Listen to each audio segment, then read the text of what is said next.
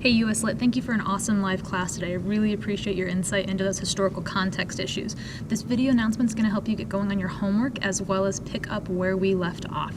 So right now I am in Unit 1 and you should be able to see the Google folder link. So when you open that link, it's going to take you to a Google folder that I've shared with you, and anything I hand out in live class will be organized in this Google folder, and we'll have one for every unit that we do. So go ahead and open week 3 of US Lit or follow along with me, and you'll have the slides from where we left off in class today.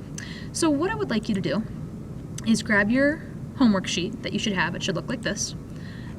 Grab that homework sheet, and where you're going to pick up now is you're going to be thinking about what you wrote about for your moment of Zen in terms of historical context. So we're not letting that go. We're really going to be living there the next unit.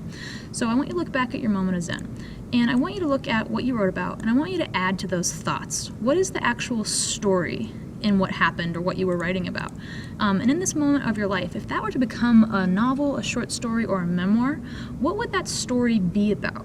And then finally, and then you're writing all this down, finally I want you to imagine the story in your notebook. Who are the main characters?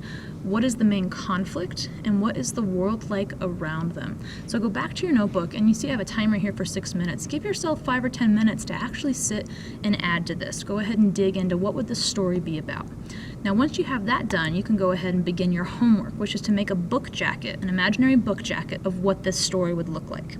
This will be due at the beginning of live class next week of week 4, and this is a physical thing. So whatever you create, either by hand or on the computer, it needs to be turned in hard copy at the beginning of class. So as you're looking to do this, you're designing your cover. You have some requirements of what needs to be on your cover, and you have a picture here of kind of thinking about what it's going to look like. Finally, on the inside, after you artistically create and kind of symbolically create your cover, you have some responses that I want you to work on. And again, we're coming back to historical criticism and how those outside forces of culture, of history, people, politics, events, all those things we talked about in class, how those kind of come back and inform or influence what's going on. So you'll respond in your book jacket to these things.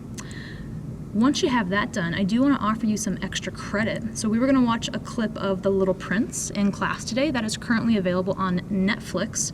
And if you want to go ahead and complete this on Netflix and watch the first about 10-15 minutes of The Little Prince and send me an email response that thoroughly describes these things, I'll give you some extra credit.